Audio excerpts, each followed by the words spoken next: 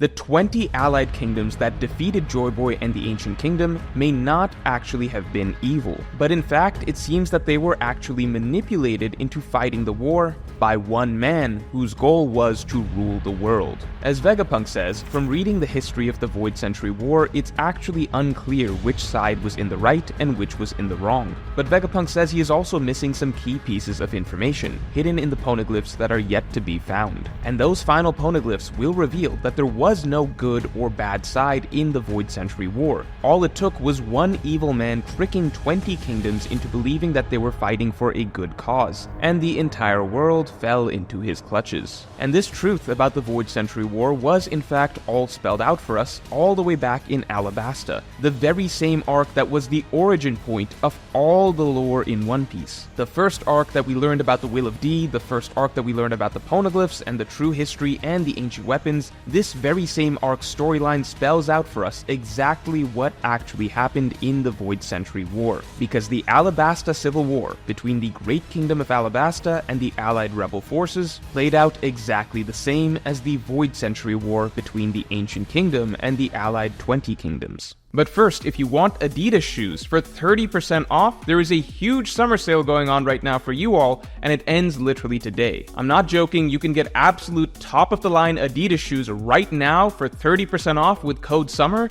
and some shoes you can even get up to 80% off. Today is the last day of the sale, so all shoes that are available for discounts are linked below. You can see what you like at the top of the description bar. There really is a huge variety of shoes and flip-flops. I mean, you can get cool shoes like this, or this, or this, or this. Just make sure you hit the links below to get the deals on the shoes. With code SUMMER, you'll get 30% off, and any sales will help support the channel. So if you want some new kicks this summer for one of the best brands out there at major discounted prices, and if you just want to help support the channel, then just hit more in the description below and click the links for the shoes that you're interested in, and use code SUMMER. Again, the sale ends literally today, that is not an exaggeration, so get your shoes now.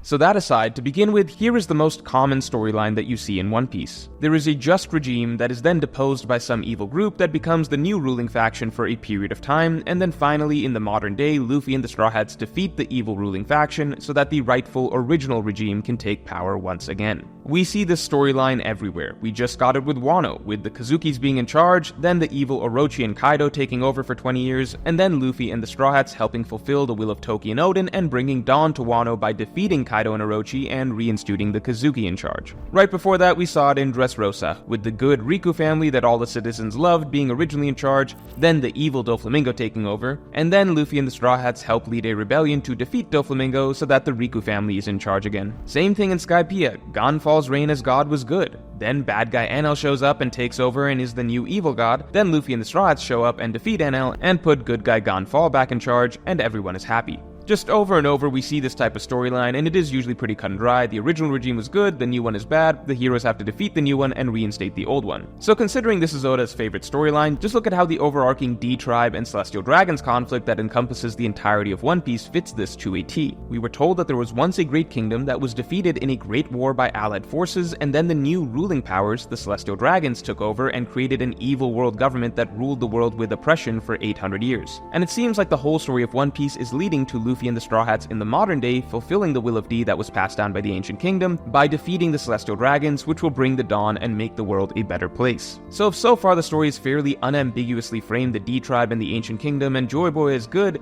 and the Celestial Dragons and Emu and the current rulers as bad, and if on top of that Oda's favorite narrative pattern is of a good regime being deposed by a bad regime that then needs to be defeated so that the will of the good regime can rise up again, then how can it make sense that maybe the allied kingdoms that took down the Ancient Kingdom were not morally all that bad? Well, it's not just Vegapunk who is unsure who was right or wrong in the Void Century conflict. We can even see that Lily, the leader of Alabasta, for some reason chose to fight on the allied kingdom's side against Joyboy and the Ancient Kingdom. These factors mean that for some reason the Void Century War is not quite as cut and dry as, say, the story of Dressrosa or the story of Wano. It's also important to remember that just because the Celestial Dragons today are all evil, that does not necessarily mean that the 20 kings 900 years ago that fought against against the Ancient Kingdom were all evil. The Celestial Dragons today are so evil specifically because they've spent centuries living in a bubble of extreme luxury. And one of the common themes in One Piece is that this type of upbringing in itself can turn one evil. We've seen, after all, that the modern Celestial Dragons who do get a harsh reality check about the truth of the world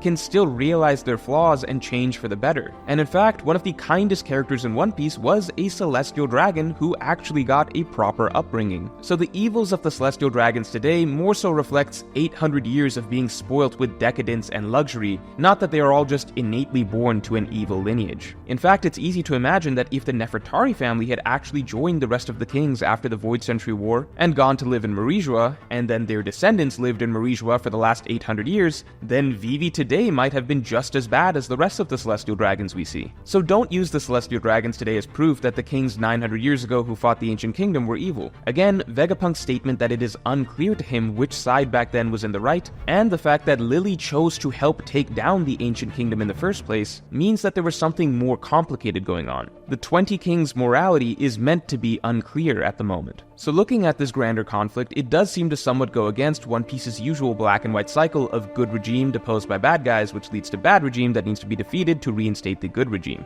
Because the one bit that is off here is that even though the world government and the Celestial Dragons today are clearly a bad regime, initially it seems like they may not have been bad guys. They may have been somewhat morally justified in taking down the Ancient Kingdom 900 years ago. Or at least they believed that they were justified in doing so. And this is where we look at the One Piece storyline that is most similar to this precise situation. Before Wano, before Dressrosa, before Skypiea, back to the origin point of all the One Piece lore that we have today, Alabasta.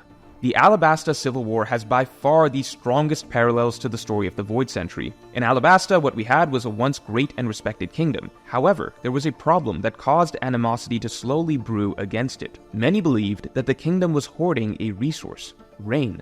And so gradually an allied rebellion began to form. Tensions grew, until finally the rebel forces felt that they had to act. Even though they didn't want to, even though they didn't truly view the ruling power as evil, they ultimately felt that something had to be done. At the same time, the ruling power, the established kingdom of Alabasta, didn't want to go to war themselves either. They didn't want to kill the rebel forces. They wanted the people to simply wait longer for the rain. From the outside, either side could be viewed to be in the right in this conflict, which is precisely why the nation was split over this line, with some supporting the kingdom and some supporting the rebels. The key factor that was spelled out for the reader was that both sides essentially were fighting for the right reasons, both believing that it was for the good of the land. And what was the truth of it all? That both sides had been deceived and played against one another by someone else. In truth, the one who really wanted the great kingdom of Alabasta to fall was the evil crocodile. He is the reason the rebel forces formed in the first place. He misled and deceived them to rise up against the established kingdom under false pretenses. And so at the end of the day, even though neither the rebel army nor the kingdom was evil, the third party that orchestrated the rebellion most certainly was evil.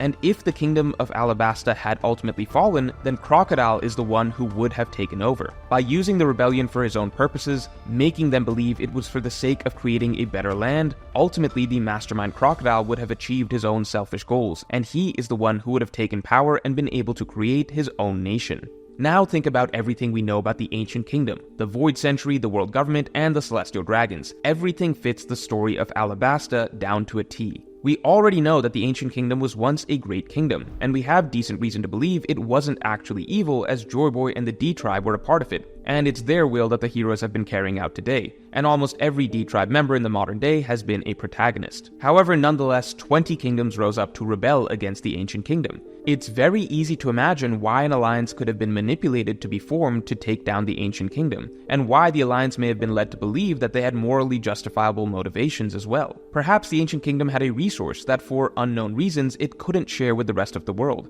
an idea that I expand upon in much greater detail in this video. But in short, the Mother Flame seen in the hieroglyphics, or the mysterious ancient energy that powers the ancient robot, seem like extremely valuable resources that the Ancient Kingdom likely had. Much in the same way that the Skypiea War was fought over Earth, or the Alabasta War was fought over rain, the key resource in the Void Century War may have been an all-powerful energy source that for some reason just couldn't be shared. However, whatever the reason may be, it's very easy to imagine various kingdoms being manipulated together to take on the Ancient Kingdom. You could even imagine the ideology that may have driven the rebellion, as today we have a world government composed of 150 nations brought together to work together. And on paper, this is a beautiful idea that is better than a single kingdom having immense power, as it allows for a more unified and theoretically fair world where everyone shares power. In fact, even the founding principles of the 20 allied kingdoms promoted equality and democracy, with the 20 king's swords being placed in front of the empty throne to symbolize that no one person deserves to rule the world, to symbolize that collaboration and unity is the answer. The only problem is that this vision of the world government is not how it's actually being run. It's actually secretly run behind the scenes by an authoritarian figure that is pure evil, meaning the world government doesn't actually function the way that it's supposed to. That's why the point has been made clear that at the end of the day, the world government as a concept is a good thing that should be kept. It's just that the celestial dragons need to be removed so that the world government can be fixed. Again, this suggests that the allied kingdoms were coming from a morally good place for the vision that they were trying to bring about for the world. It's just that it's not actually what came to fruition because of the one behind them pulling the strings. But overall, the point being, we can see multiple angles as to how the various kingdoms could have been manipulated by Imu into going against the ancient kingdom. Perhaps Imu tricked them into believing that they had to fight the ancient kingdom over precious resources that the ancient kingdom was supposedly hoarding. Perhaps Imu tricked the other kingdoms into believing the ancient kingdom was going to use its military power, such as the ancient weapons, to oppress them, and therefore they needed to act first. Perhaps Imu framed the ancient kingdom in some way, as we've seen time and again, with villains like Doflamingo framing the Riku royal family, or Crocodile framing the Nefertari royal family. I do have a theory personally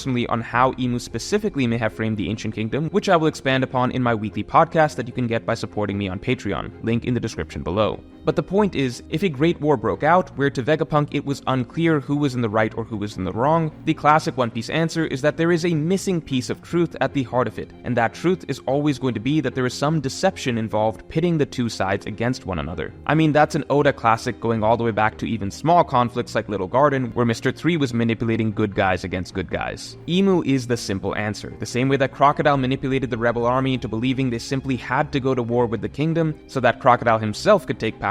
That seems to be exactly what happened with the rebel kingdoms in the Void Century.